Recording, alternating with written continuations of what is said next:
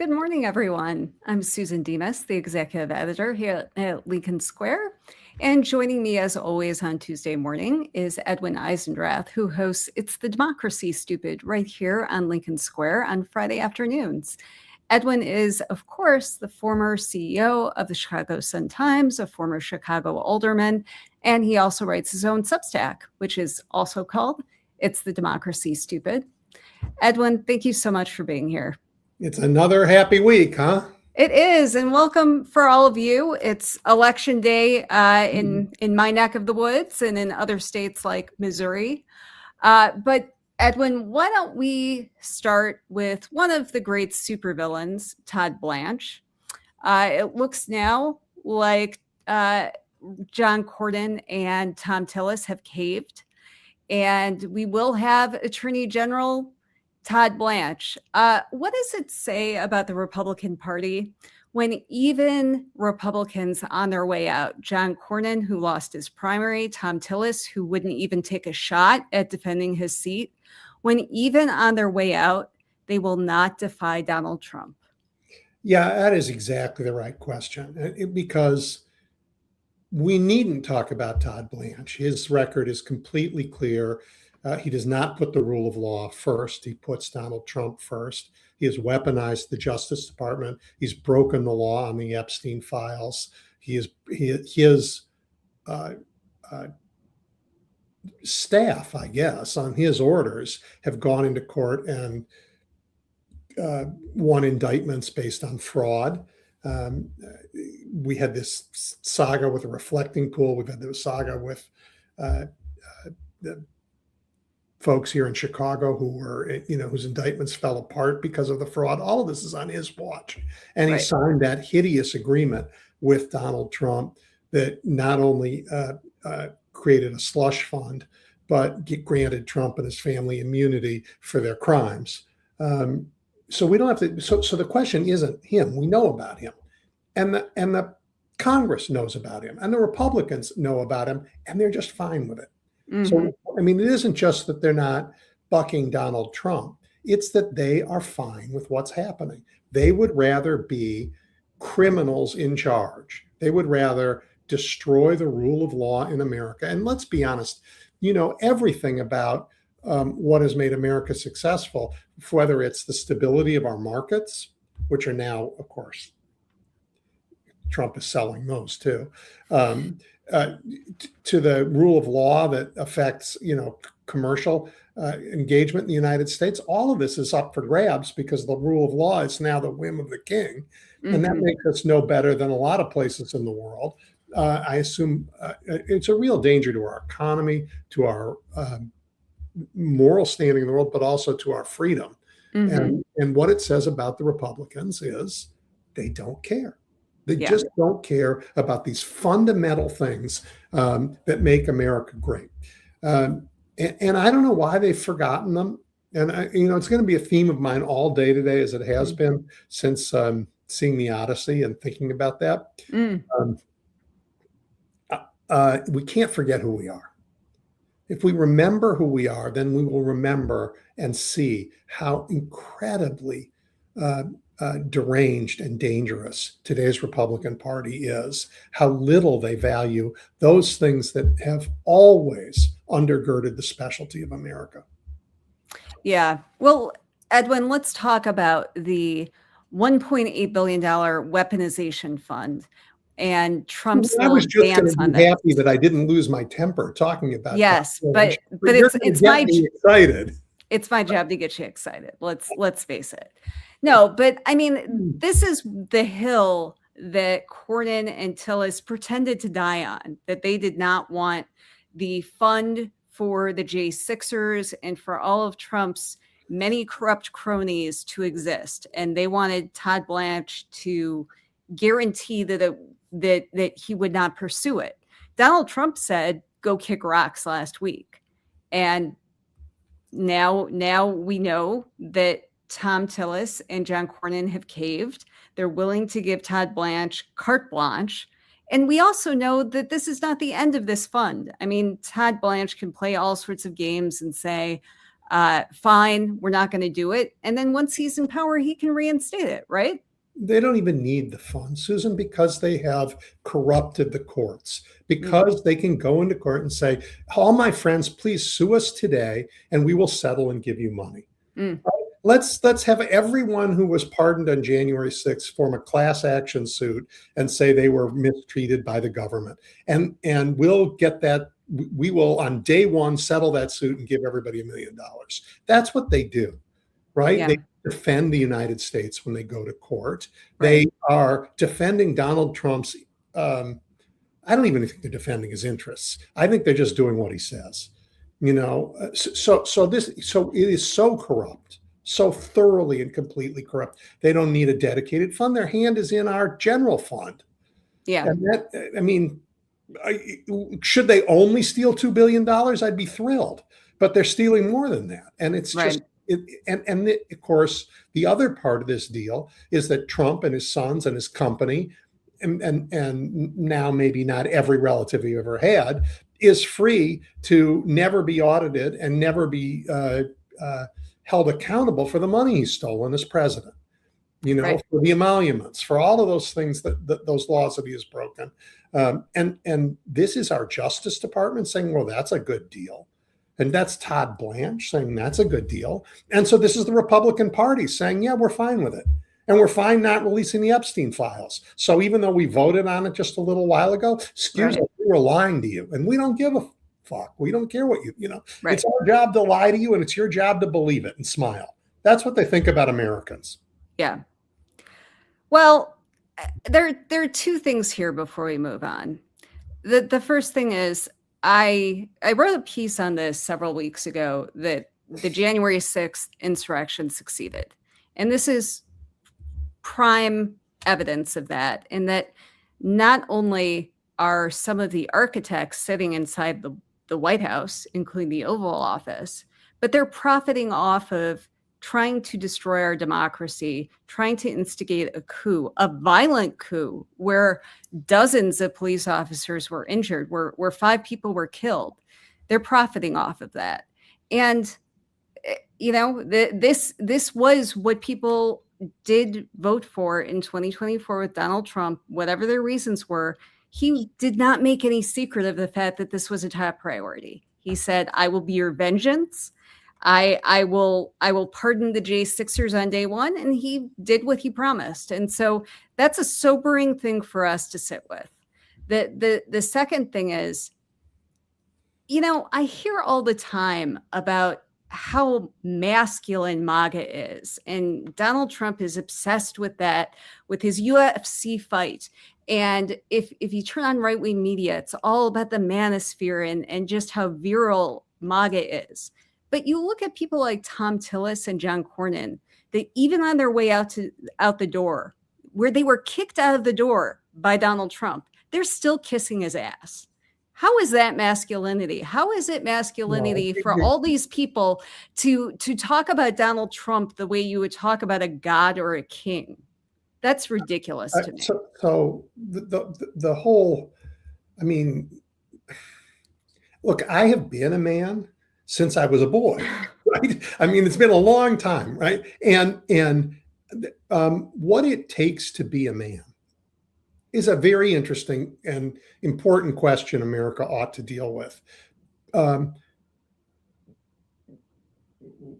This cartoony version that the Republicans think is manhood is ridiculous. It is an abandonment of the hard work of being an adult in every way, but for every gender. It abandons that hard work and says, no, cartoon can stand in for the reality of what it is to be an adult in society, to be responsible for anything, to have to take care of other people, to have to work hard and move forward. Forget it. Just take a shot of testosterone and that's all you need to do, right? I mean, this fool who's losing a war in Iran thinks testosterone is a military strategy.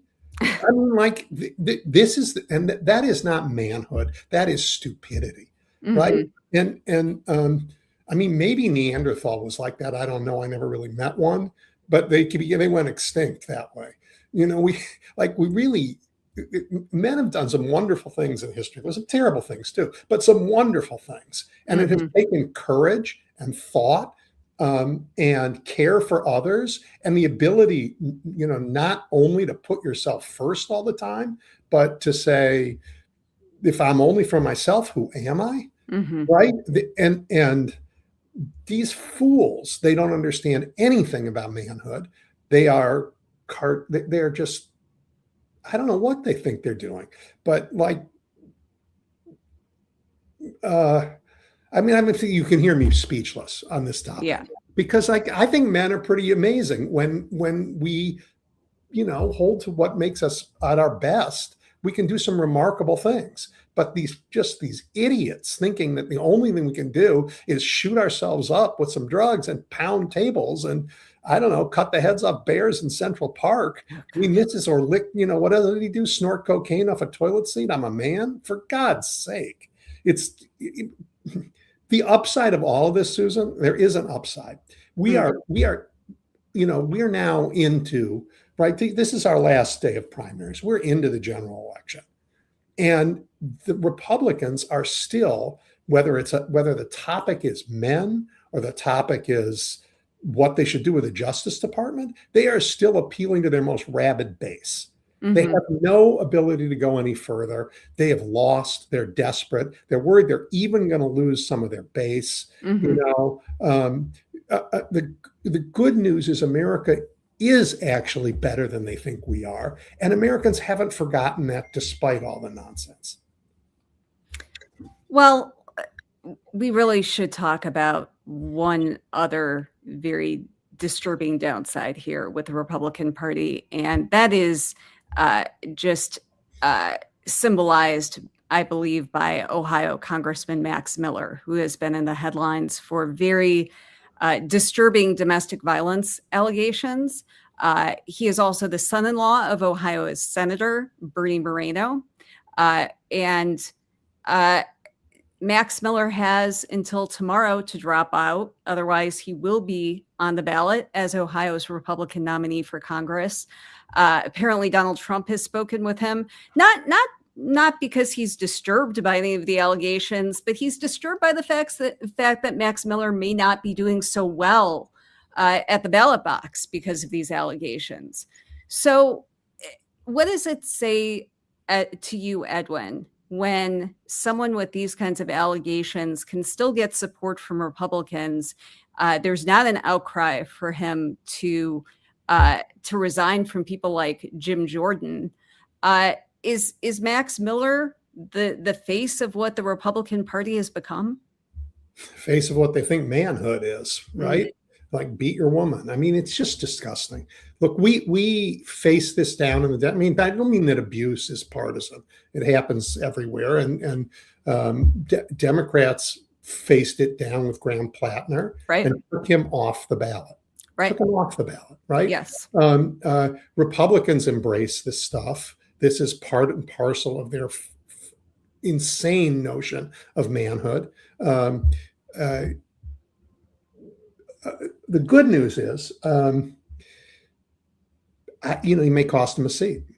I mean, the Republicans don't care. And that's really the only thing they would understand is if there's a political cost, because they clearly don't care about the cost on his wife and daughter. No. I mean, finally, Senator Moreno, who I, have no love for, right, did say, look, my family comes first and he's unfit to be here. And, good for him for saying it. But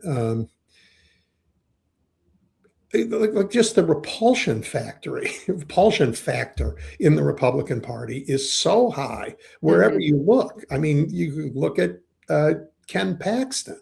Right. Wherever you turn, they have embraced some of the worst people in America. Right. I mean, or Trump's cabinet. I mean, how could they have collected the worst possible Americans and said, you're the core of our party. You're the leaders of our party. We are wrapping our arms around you. And you know what? America, for all kinds of reasons, voted for Donald Trump. And and we got what we got, and it's dangerous and terrible, and every day makes us less free, less safe, less wealthy, less respected in the world. But if we remember who we can be, then we will absolutely clobber these guys. I think they are in for one of the biggest losses ever. I mean, Susan, the polling is terrible for them. It gets worse every day. And can you dream of one thing they can do between now and then that won't make it worse for them? It's just their DNA right? They are the worst people in the country. Right. And they're going to continue to behave like the worst people in the country. And the closer we get to this election, the more they're going to say, I just have to steal more while I still can. And Americans are going to go, how much more do you want to hurt us? Really? We are law-abiding, decent people. Otherwise, we'd have gotten our pitchforks and thrown you out, by force. But that's not what we're doing. We're going to do it at the polls. But my God, we will crawl over molten lava to do it. The fish really does rot from the head down, and the head is Donald Trump. And unfortunately, the lesson that the Republican Party seemed to learn was Donald Trump got elected in spite of the Access Hollywood tape that dropped 3 weeks before the 2016 election, where I know because it was on my birthday. And he said very famously that you can grab women by the pussy, and when you're a star, they let you do it. And then America said, okay. Before America said, okay, so I'm sorry to interrupt. There was a moment back then, and it's hard to remember, when there was some talk that he would have to drop out. Right, that he was in trouble. And the Republican Party made a decision to wrap their arms around him anyway. And that deal they made that day, just like the deal McConnell made to keep him when he was impeached, to not impeach him. The Republican Party, time and again, has chosen that man and his crimes over anything America stands for. Absolutely. Because if the party had abandoned him at that point, he would not have won the election. Correct. They decided it was the Flight 93 election. You had to rally around him because Hillary Clinton was worse. And that was the calculus they made. And once he won, everyone said, oh, you can be the worst person in the world, but all it takes is just to win, baby. And so let's go ahead and embrace more people like Max Miller and Jim Jordan with all of the accusations about him looking the other way about the sex abuse scandal at Ohio State when he was a coach.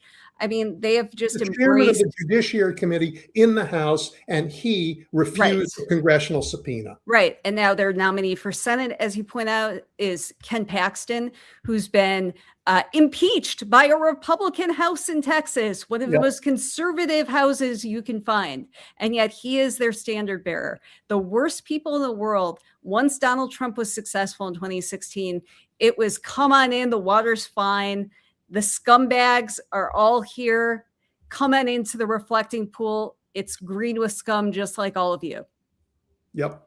And the alternative is what we have, and we have some important choices today in Michigan and other states as this primary comes to an end. Wisconsin next week. Yeah, I mean, right. Yep. And there is a very contentious primary here in my home state of Michigan between Abdul El-Sayed and Congresswoman Haley Stevens. It's not considered one of the top tier seats for control of the Senate. However, if Democrats were to lose it, the math does become a lot more difficult. And if you're losing the Senate in Michigan, let's face it, you're probably not going to pick up seats in Alaska or Iowa or Texas to, make up the difference. So it is a must-watch election. Millions have been spent in the primary. Millions more will be spent in the general. But there's a lot more on the ballot besides just this. In Michigan, we have 3 potential congressional seats that Democrats could pick up. And so those are worth watching as well. We are one of the very few states that has divided government right now. And so control of the state house and state senate is on the line.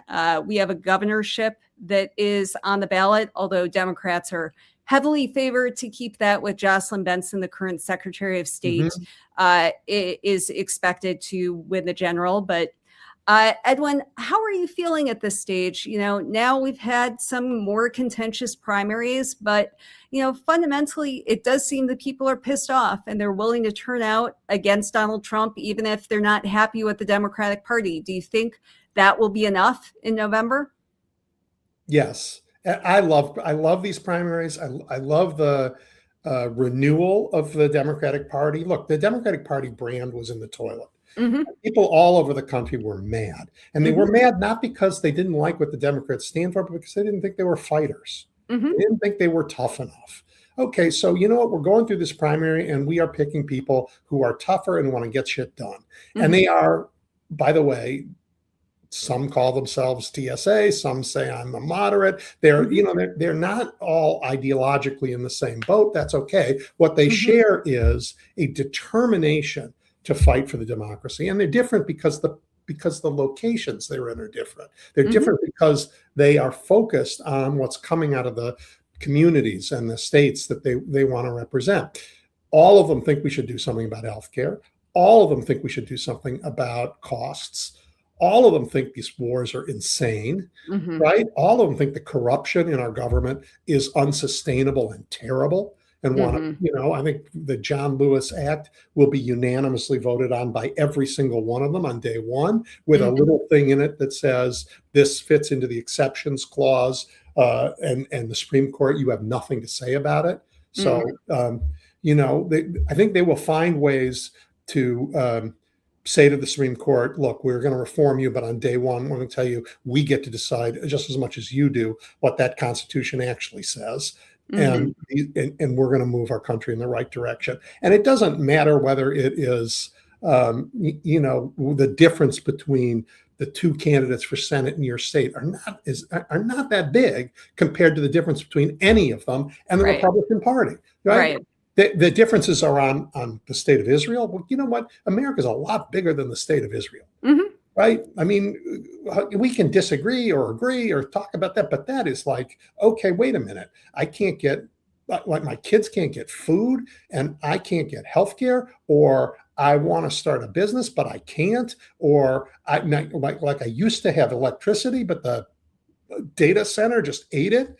We have a lot of issues here, and our differences where we have them pale next to the things that we agree on and that we think these felons in Washington need to be held accountable for.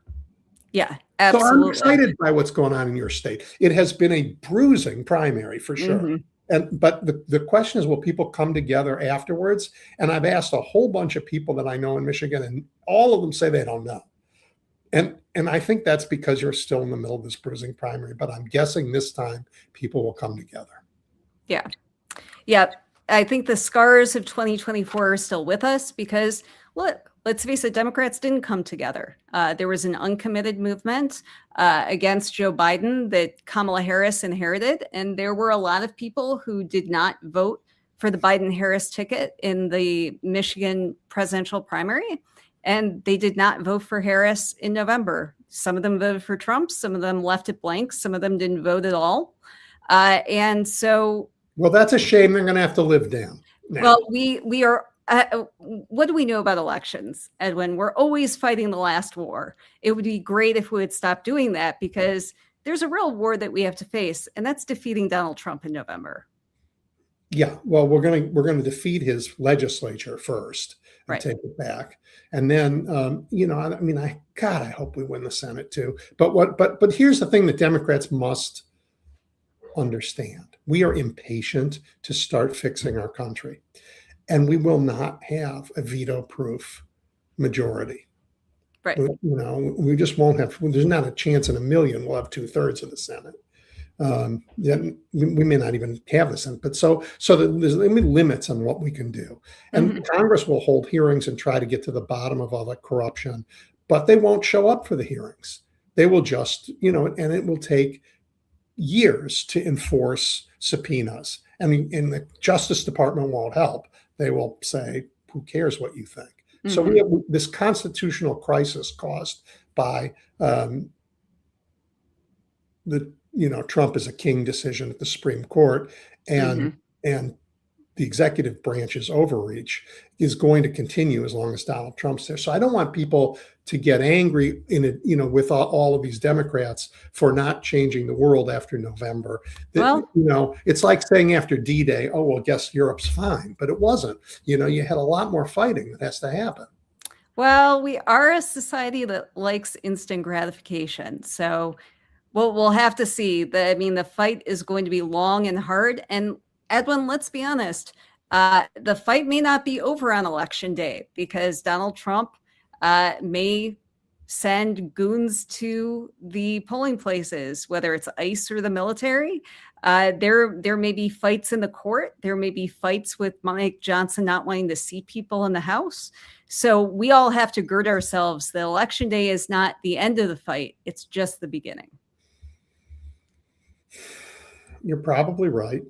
And we are planning for that. Mm-hmm. We're making plans to help people know how to vote early,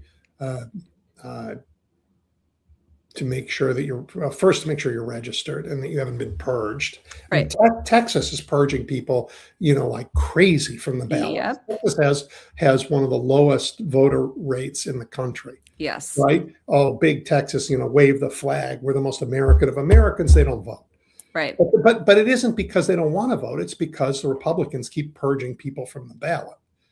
Right. So we have a lot of work to do in a lot of states. I don't think we'll take back the state. This battle, to be honest, is going to take us through 2030 and change because we have to take back our states. Right. Because that's where so much of what impacts our lives takes place. Really, truly, the federal government is enormously important. But for your daily life, what happens in the states matters enormously. So we're in the midst of a change. I had somebody I know and respect who told me when Donald Trump won that it was the beginning of a national realignment to the Republican Party. I told him that he was very smart, but he doesn't know anything about politics. And he doesn't really know a lot about America because the Republicans, this fake manhood of theirs is not a substitute for the kind of political work and policy making that you need to do to lead a great nation. Right. And look, we've heard this before. Karl Rove said it in 2004 when George W. Bush won. It was a great realignment because he had won so much of the Latino vote. Democrats said the same thing after Barack Obama had his historic win in 2008. This is the new multiracial coalition. And then 2 years later, the Tea Party. 2 years later, in 2006, Democrats flipped, both chambers. So anytime you make these broad pronouncements about what America is, America has a way of surprising you. And I hope that Donald Trump gets a really big surprise in November. I don't think there's any surprise at all. He's going to see it coming, right? And the whole country sees it coming. And I just love that. I want to say this so that everybody who's listening doesn't get terribly frustrated. The things that you're going to hear from the Republicans every day, the horror show, the reaction is, why doesn't anybody care that they're saying these stupid things? Why doesn't anybody care that they're still stealing our money? Why doesn't anybody care that they won't do anything for the Epstein victims? The answer to that is we do care, and the country has made up their mind, right? But these politicians are appealing to their narrowest base because they are afraid they're going to lose absolutely everything, and they want to hold on to the crumbs they have. They will lose the elections for sure, right? But they are not even, they're not even trying to reach out to anybody, right? Except their most rabid base. And that is a sign that they know they're in terrible trouble. Yeah. Terrible trouble. Yeah. And they're in trouble with their own base. Look at the Iran war, Edwin. This is not popular with anyone. And is losing the war ever popular? No, it's not. And especially when you have made campaign promises that you will not start any more stupid wars. And this is about as stupid of a war as you can get. But, why are we there? I don't know. Does Donald Trump, I think we may have a clip. Did he tell us this time why? I don't know. I think we're going to maybe get something, but I want to give him every last chance before decapitation. He also said that he canceled the biggest strikes since World War II. He's an idiot. We've had bigger strikes since World War II. Yes. And also the Iranians said there are no talks going on at all. So not with us. Right. Right.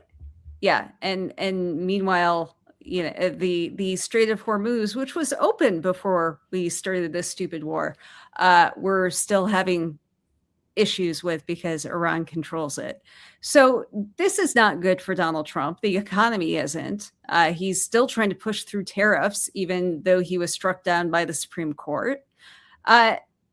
Millions of people have lost their health care. Thousands of children have been kicked off of SNAP. There's not a record to run on here. There's a record of hate. There's a record of nastiness. And again, I want to, what he's running on is the democracy's broken and only I can lead the country. Right. And it takes someone who will just move ahead no matter what anybody says to do it. And by the way, Iran has a nuclear bomb and it's pointed at pick your city, and I'm the only one standing between them. Right? All of it is lies, and I just want to. It's just again so important that we remember who we are. It's hard to remember who you are when you're looking at your president and everybody else telling you the world has fallen apart, nothing works. You know, you need the energy of somebody here to protect you from name the thing you're most afraid of. Right. When we had reason when there were challenges that were mighty in the world, FDR said you have nothing to fear but fear itself, because that fear made people do crazy things, right? And he saved a democracy, and he saved it not just in the United States, but around the world. We need a little bit of that again. People have to be a little less afraid and a little more cognizant of who we are, of the challenges we have overcome and the ones we are going to overcome again. We can do it. We will. If we remember what we stand for and who we are, then you just have brand new eyes. And you look at this stuff and you go, as you and I have already said, why are the worst people in the country in charge of the government? Why are the worst people in the country in the cabinet? What the hell is Doug Burgum talking about? Like Jeanine Pirro has now looked at the evidence and said there's no evidence that that an Olympic athlete tore up a reflecting pool, and he's so embarrassed that he's doubling down and saying she's wrong, it happened, but he has no evidence. Right? What is wrong with these people that they go in front of America and they say these terrible things? What is wrong with RFK Jr. that he goes on news shows this weekend and lies about vaccines again? And so if we just remember, like, wait a minute, we didn't always just put the biggest liars in our government. We didn't always say you get elected in order to line your own pocket, and that's what that job is. Like the job, right? So just, in 10 minutes of take a deep breath and remember what you love, like we'll be done with them. Right. Let's listen to Donald Trump. He's still doubling down on the reflecting pool. To Jeanine. And frankly, I think she choked because the judge was really vicious. Instead of going after the people that did it, the judge went after her and went after her department. And I guess she choked. I don't know what the hell happened. Are you reconsidering her role? I don't know what. You don't. You're fake news. Don't ever talk again. You're fake news. One of the worst in the business. Fortunately, nobody watches you. So that's a yes. To what question? Jeanine Pirro is on her way out. No, maybe. Who knows? He is so revolting and mean-spirited and ill-equipped for the real world, right? So we have the facts of the case, and they don't support his wanting to take a man's freedom away and put him in jail with no evidence. Right? Just, I'm the king. I need somebody to blame. So I'm going to take an Olympic athlete and put him in jail. Right? Forget that there's no evidence. I'm going to take his freedom away because I can do it. That's what they want to do. Right? Right. And because federal prosecutors said, their laws. I can't do it. I cannot I just can't get a court to convict a man with no evidence. Right. He's like, well, you know what? I'm gonna find somebody who can. Yeah. And that's why Todd Blanche is out of the Justice Department, because as horrid as what's her name? I've forgotten. Pam Bondi was, you know, he was the fixer. So he got the job. And then look at his demeanor. Look at how angry he is that somehow he couldn't take a man's freedom away. Right. I mean, to make himself feel better. Yeah. And, you know, there's a ridiculousness to the reflecting pool coverage because, of course, you know, the incident, because of course, it just flies in the face of basic science and everything that we know about algae blooms. But beyond that, I mean, he's willing to prosecute people for touching water and to try and pin something on him because of his ego. And I think it's easier for us to talk about than the many people who have been killed in ICE detention centers, gunned down on our streets, right? Just the horrific abuses of power that this administration is willing to do for their deportation agenda, to keep Trump in power, to try and cow the opposition. And it's dangerous, it's disturbing, but we can't look away from that. What's going on in Ohio with the Haitian community right now, they are being herded into places. They have to wear ankle monitors. Ankle monitors so that they can, so they can be tracked and placed on. It's all about dehumanization. Whatever it is, it's unconscionable. Yeah. It is not what a civilized nation does. No. And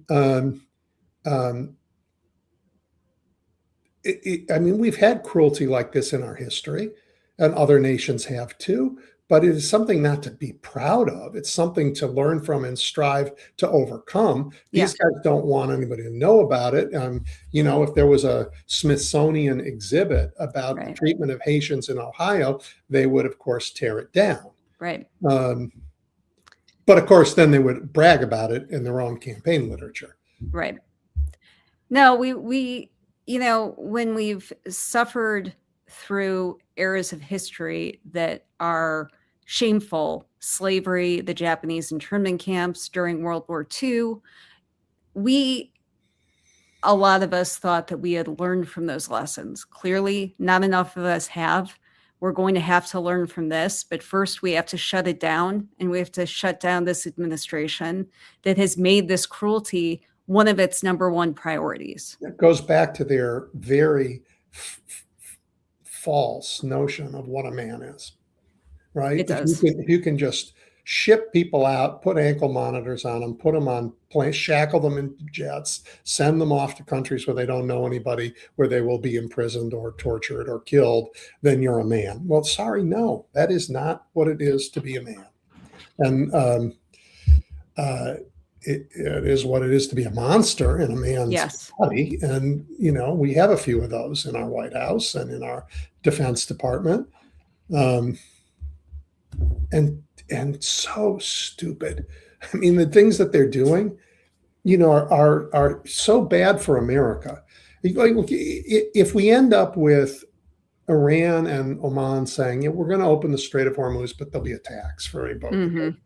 Then the idea of the free seas, which has been the legacy of Pax Americana, it's made the planet wealthier, and not just America, but lifted billions of people out of poverty all over the world. That's gone. Now there'll be tolls in the South China Sea. There'll be tolls all over the place because these things that we built to make the world a better place will be destroyed because they're so dumb, because they are proud to be stupid, because they say, look, who needs an expert? Who needs to talk to anybody who's ever thought about this? I know what I am, just because to say that I know is my idea of manhood, rather than the curiosity that is a big part of being a human being, right? Forget curiosity. Like, what is it? Like, what's really going on here? How do I find out? They're not curious about anything. No, look at who's our Health and Human Services Secretary. RFK Jr., the biggest anti-vaxxer in the country, is now in charge of our health. He thinks that being manly is doing shirtless push-ups, and I wish he would stop. I really do. But meanwhile, we have killer lettuce out there, literally, that has killed 2 people in my state this week. We have 18,000 cases right here in Michigan alone. It's broken 100,000 people nationwide. And he's too busy doing a new cooking show and TikToks to actually keep us safe. Right. We have this. We when did we first talk about a measles outbreak? There was a small outbreak in Texas. It's now in 45 states. Right. It will kill people. It doesn't care. He says, "Oh, take the MMR vaccination." He says quietly like that. Right. Well, because he's been beaten up enough about it. But he's selling books. And because it works. Yeah, well, that doesn't matter to him.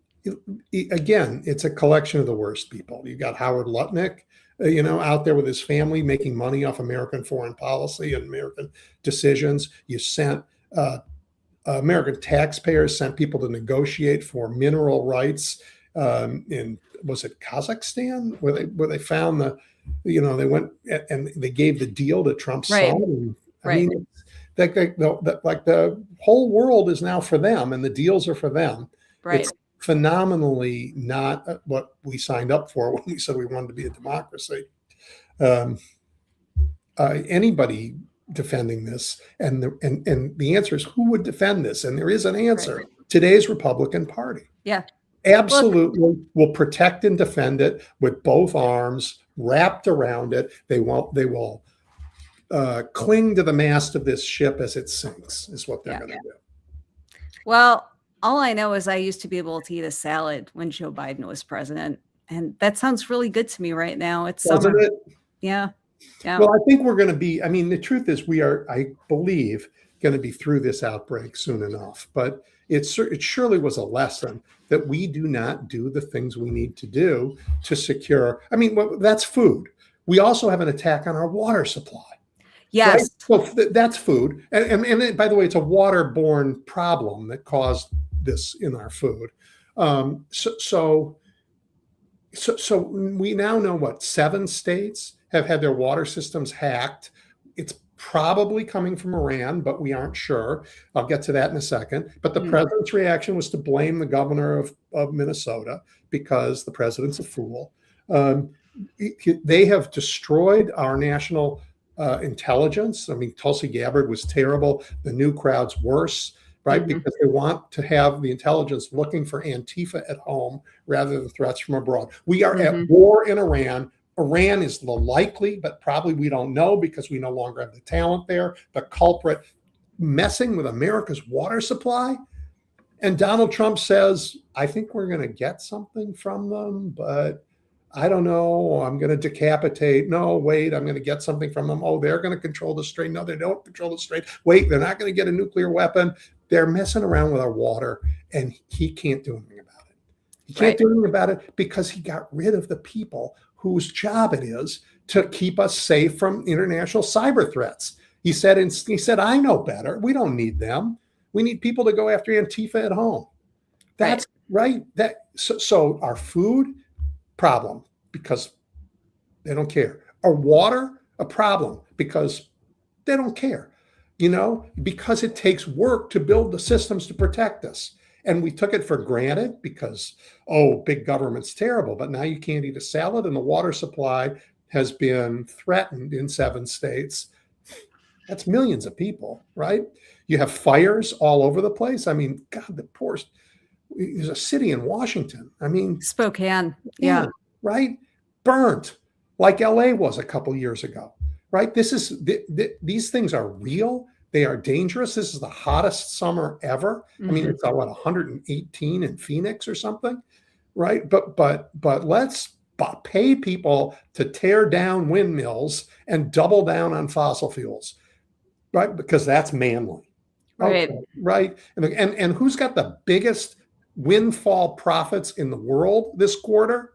Exxon, right? because we're at war over oil, so they make more money and we all pay more. But this is going to get protected by these assholes. like really, I mean, I know that Americans have no patience for this. And, we'll make our own mistakes again, but these guys have to go. Absolutely. Well, Edwin, I think that's a good place for us to leave off. I know we could probably talk for hours more about all the failures of the Trump administration, but they'll give us more material next week. Well, I look forward to the results in your primary today and hearing the immediate couple days after about, how we come together. Yes, absolutely. Well, thank you, Edwin, and we'll look forward to seeing your show on Friday. Thanks, Susan. Thank you.